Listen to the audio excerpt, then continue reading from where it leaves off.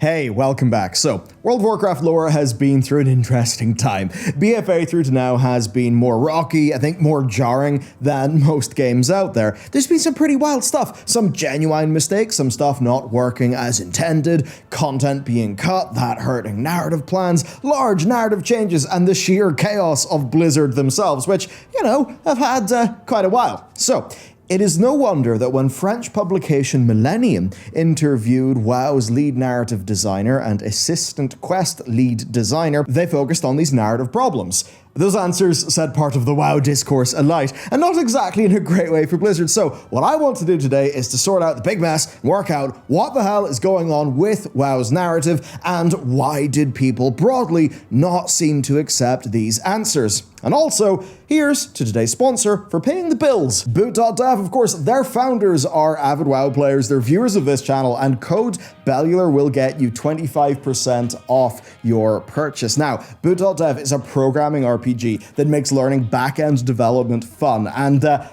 back-end dev is awesome. Their format with quests, levels, achievements, a global leaderboard is also awesome. Now, back-end developers in the US earn a median salary of $100,000 in 2022. It's a super in-demand skill set, and it's a role that also does happen to allow for remote or hybrid work. And what Boot does is it specializes in teaching you back-end development using Python and Go at your own pace. You can avoid tutorial hell and start coding. That's exactly what their fantastic platform is geared towards. And if you just go through the various topics, you can see there's an utter boatload of content starting off super approachable and then going properly in depth. And they're adding new lessons all the time. Basically, a one-stop shop that end to end lets you, instead of bouncing around loads of YouTube tutorials and stuff and not really knowing what to do, where to start what projects, you can have professionals with experience teach you end to end, where you're learning through doing, you're shipping code,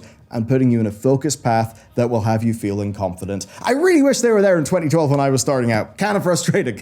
Now, these are skills that lead to significant earning potential and also are just cool to learn. You can get 25% off your purchase with code Bellular, which I know works because I did it for my own plan. So big thanks to Lane and Alan for supporting us. Check them out down below. They're awesome, and let's get started. Look, I do have a series of damp towels to throw in this whole situation, but first, let's just see things at face value, right? What people are actually reacting to. Here's a question.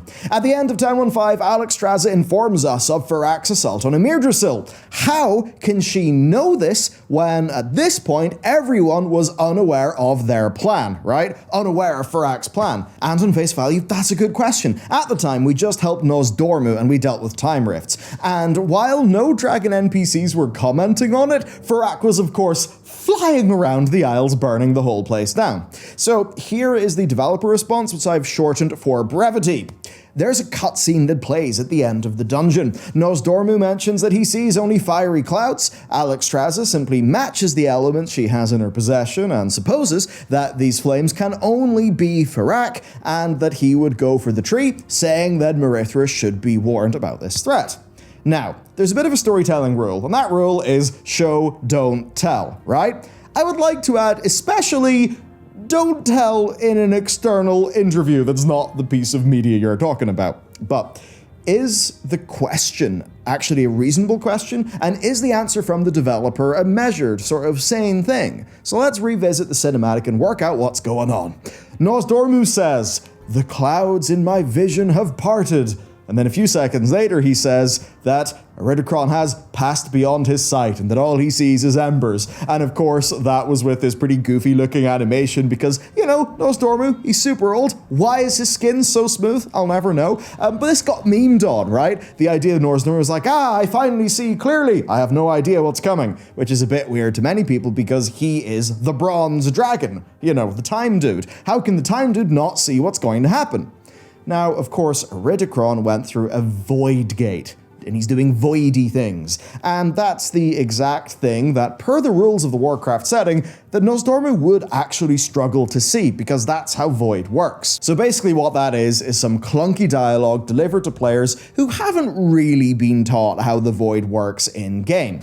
Now, Nosdormu says embers, and as soon as he says that, he gets really startled, and then Alexstrasza cuts in, surmising Iridikron, and then the rest of the group realizes that their big weak spot is Emirdrasil, so they decide to go and warn the Greens. So that's the cinematic, and to be honest, the dev response is actually fairly reasonable. I mean, it is obvious enough of all the things in the Isles. What's the big weak spot? The tree. Oh, he sees embers in the future. Gee, I wonder if that could relate to the big fire dragon. So there you go. GG Blizzard devs, right? The community are stupid. Blizzard, Bobby, where's my paycheck?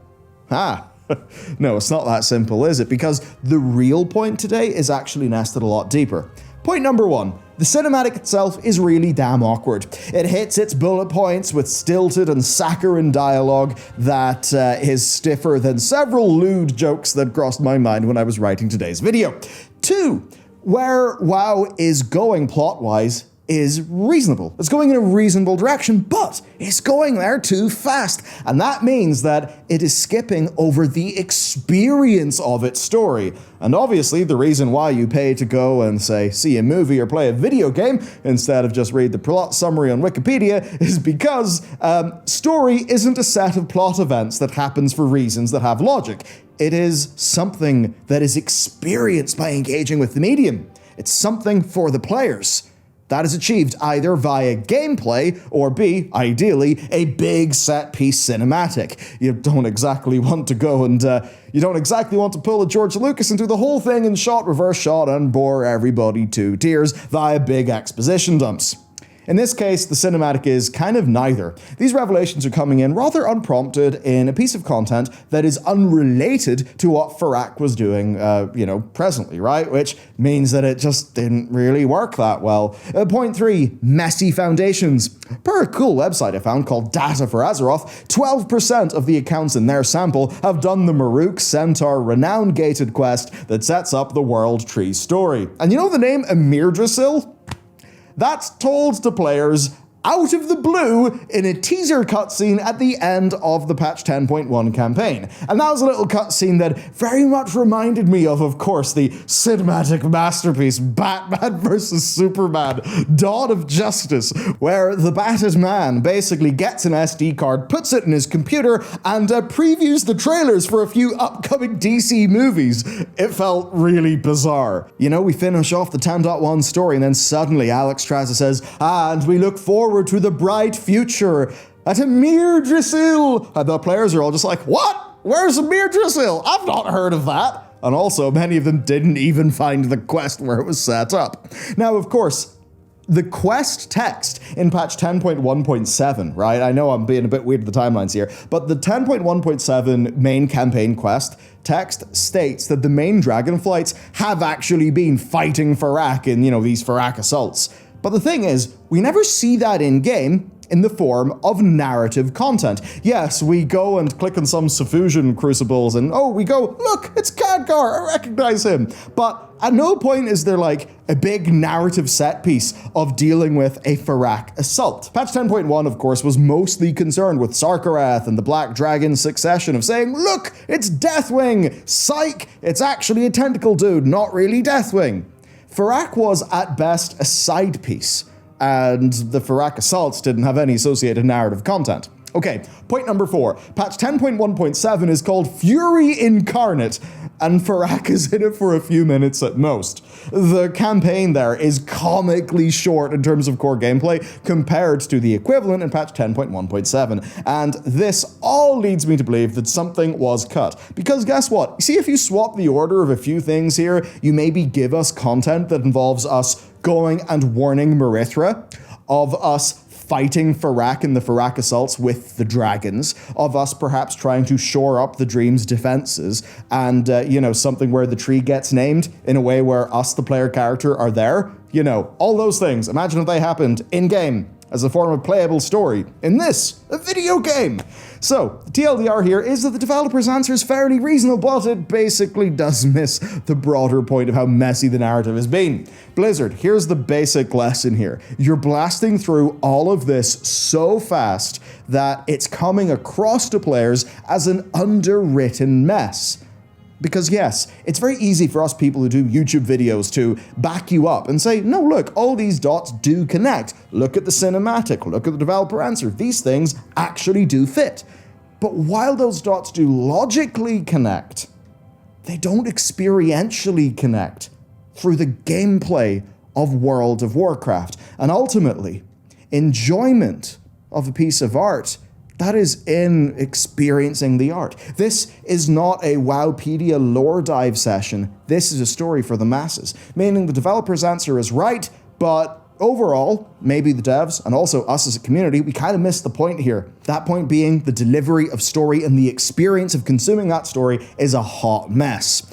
In very little time, World of Warcraft has spun its wheels with a whole bunch of tedious filler questing for the 10.1 campaign, focused on a side piece story with the Black Dragons rather than the main A-plot of the expansion, meaning that now through the 10.1.5 and 7 leading into 2 cycle, we have got the crazy Adderall, version of what should have been a major patch dedicated to the Bronze Dragonflight, actually letting that story have room to breathe and, be bulky.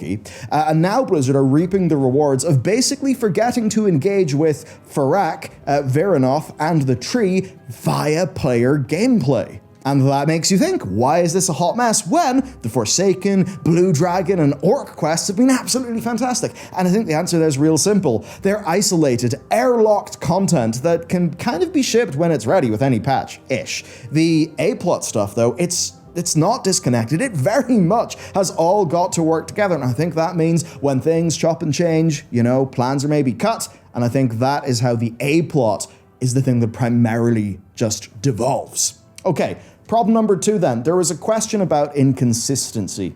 Here it is. If you discovered what turned out to be a narrative error after the fact, how would you go about fixing it? That is the question posed to these developers. And it is a fairly interesting question. For the sake of brevity, I'm going to summarize the developer response and sort of break it down as I go. Okay, so 1, they say that if they find an inconsistency in the lore, they work on basically, is that an error or is it a case of an unreliable narrator? So basically, do you cut the thing out or do you just kind of fold it back into the dough? And I think that is a reasonable enough perspective because sometimes you've got to make something work, right? And that's just the way that it is. And you maybe don't want to just cut an old part of the game out. They then bring in, as a sort of explainer here, the usual line of things being from a Titan perspective. And that is kind of clunky language, admittedly. So, this is me talking. What does Titan perspective actually mean? I mean, Amonthul obviously didn't sit there and write the history books himself. So this is my explanation to you of what a developer saying Titan perspective is actually shorthand for.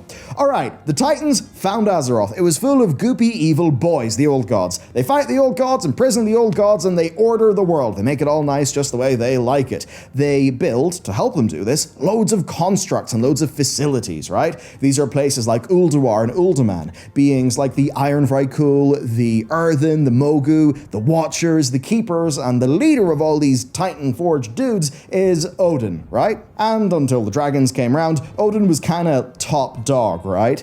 Of course, I'm not trying to make light of the world's various other creatures, but kind of the point is, the Titans did win the war and they did a little bit of writing the history. At the very least, the Titan-forged beings kinda rolled with their version of history because, they just won. Anyway, when those Titan-forged beings kind of got curse of fleshed and then turned into these weird things with free will and emotions and stuff called like humans and dwarves and Vrykul, the fleshy kind, and then when other beings came about, like say the Night Elves, what did they find when they wandered out into the world? Well, they found Titan ruins, Titan facilities. So when the archaeologists of Azeroth's cultures discovered stuff, it was generally Titan stuff, like Uldaman.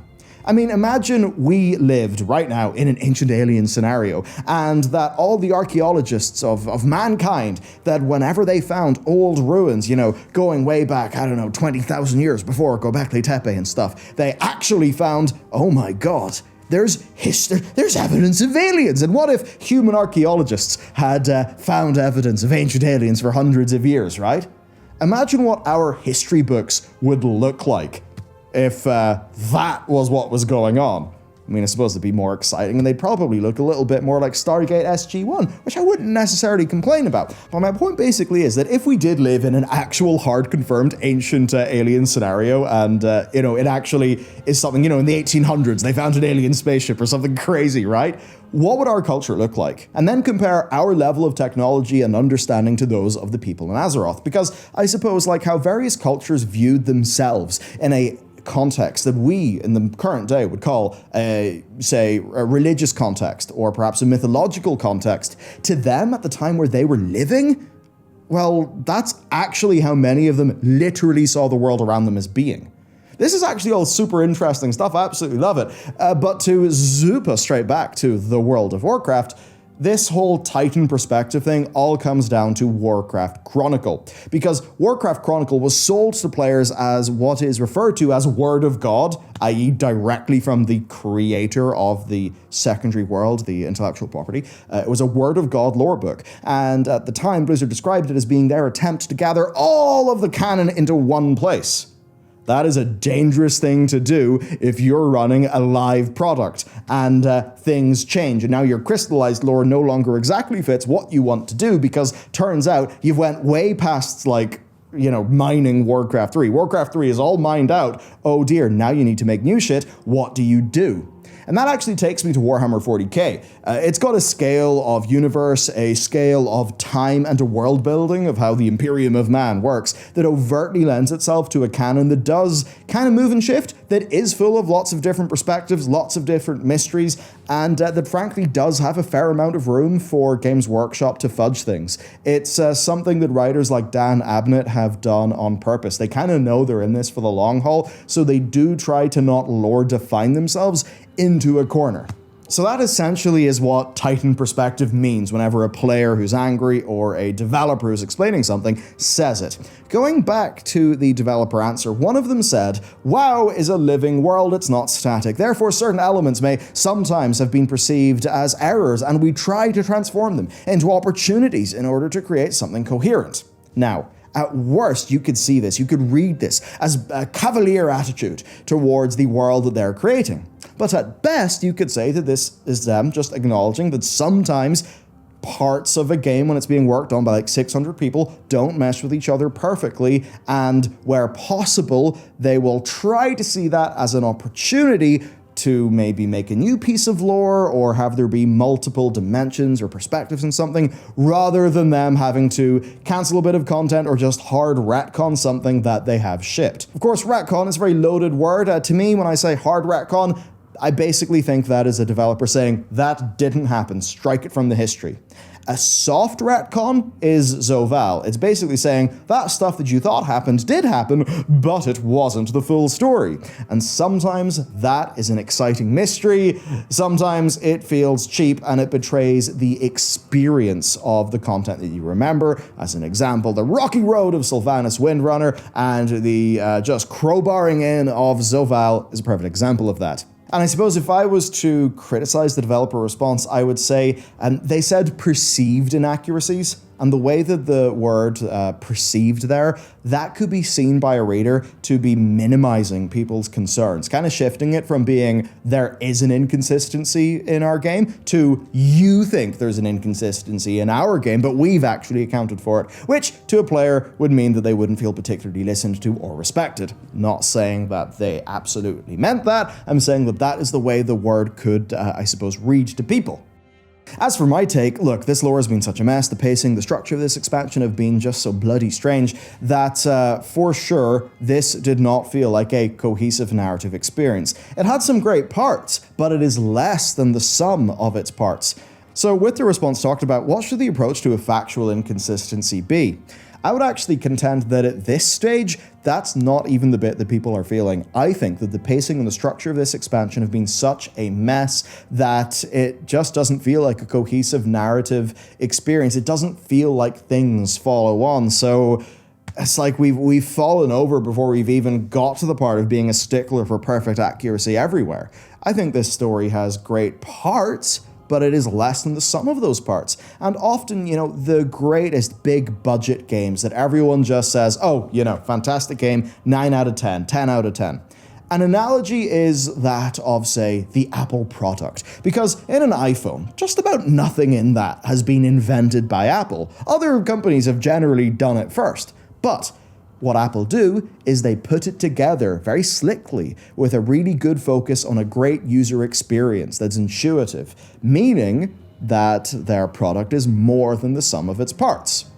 To an Apple user, anyone can throw hardware into an enclosure, but only Apple can make that an iPhone. And that's why they have these very high user satisfaction rates, and they have a lot of retention with their customers. I think there's a big lesson in that that's really important for making a video game feel like just a cohesive experience that really delights somebody. Another developer talked about what happens when a Quest team member pitches them, as narrative designers, an idea, but something in-game contradicts the idea, and I'll just quote here. Quote, "So I explained to them that we'll have to get around this problem, which often turns out not even to be that huge." How? Already, I don't see narrative errors like real mistakes. Like developer name said when talking about different perspectives, who is the narrator, for example? Where did that piece of story come from that you think this is a mistake? Is that something we can work around or incorporate into the story? Or is it really weird? And if it's so weird, do we really want to highlight its weirdness? There are lots of ways to look at what you consider to be mistakes without necessarily seeing them as such. It's often more about opportunities to be seized than mistakes. So, are mistakes, in fact, opportunities to be seized? Okay, let's strawman this and steelman this. Okay, strawman first. You care so little about the world as is already known by your players, and you over-index your own creative whims to the point that you don't even care if past context feels wrong to players because you just hammer your ideas into the game because that's what you care about. Steelman. You want a deep layered narrative experience where different peoples in the world have different takes in history. So what initially might feel like a contradiction actually leads you as a creative to realize something new about your setting, that somebody tied to an older piece of lore may, in the fullness of time, see it differently. So there's kind of a strawman version and a steelman version of what we could take away from that answer. I think reality just lies somewhere in between.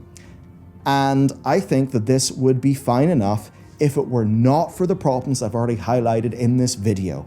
Now, another interaction from this interview I think highlights this disconnect perfectly. So when asked about how the Primalists just kind of came out of nowhere and now in 10.2 have just been replaced by the Druids of the Flame rather than just kind of continuing on as the villain, the developers basically said, look, there's not that many Primalists left, we defeated a whole bunch of them, since we're going to the Dream, it makes sense to bring in the Druids of the Flame. They are Druids, which makes sense for the Dream, Farak would want that, and also, you know, they're not Primalists, which means they're not necessarily allied, you know, with Farak forever, and they're fiery dudes, kind of makes sense with Farak. Also, you know, Teldrassil, fire, we can make it work. And you know what? It all does kind of make sense. Yeah, the devs are right. We've killed loads of Primalists. They're also right that Flame Druids would be very useful to the Fire Dragon who is invading the Emerald Dream. But once more, Blizzard, show don't tell. Because there's not much story about how the Primalists are in a weakened state right now. And considering this is an expansion involving loads of Primalists and elements, where's the Earthen Ring been? Like, where's all our shaman stories? It's a bit weird, right? And also, when we fought them, it was just in this, like, repeated weekly content. There wasn't any sort of big narrative moment where the context is, the Primalists have massed their army in an attack on Valdrakken, and now we need to fight them off for good. So we players never feel like we actually defeated the Primalists. Rather, we turned up for the new patch, and I guess the Primalists have stopped turning up. There's not a clear explanation, and now there's fire dudes. Then humor was mentioned. Now, I feel that in the question, humor may not have been the right word, because I don't think Dragonflight is absolutely crammed with humor. What I've been more criticizing Dragonflight for is really a lack of grit, and it just being very soft and cuddly. It doesn't have the teeth that Warcraft always had. Now, the developers in their response to that talked about, look, humor is important, you know, as a contrast to serious moments. And I actually do agree with their answer, in isolation. Because yes, that balance is important, but in-game, the pacing is bad, and that balance is bad, mostly because there's a really large lack of big, exciting moments in WoW. And that means that softness isn't really contrasted that well. Now, here's another answer that I'm going to quote, and I think it's a fairly important one. So, quote, "I would also like to add that it was a real joy working on Dragonflight for everyone who contributed to it. So you can feel this very joyful approach in everything that was created. So if anyone wanted to create a quest that was fun and even a little crazy, we just said, sure, go for it. The same way as if someone suggested we create something very sincere and deep. I think that all this humor is an excellent reflection of the joy that everyone was able to take into the design of this expansion." And to me, that is actually of the whole interview, the worst reply, or at least the one that kind of tells me what's really going on. So on face value, that seems okay, but to explain why it can actually lead to a lot of problems, I'm going to use an analogy from the art pipeline. Okay, so let's say you have a bunch of concepts, and then a 3D artist makes those concepts. But they've maybe got too wacky with it, maybe they've had too much fun with it. In the industry, we would say, that's a really good piece of work, but it's off model. And because it's off model, it needs to change because it doesn't fit with our vision for the game.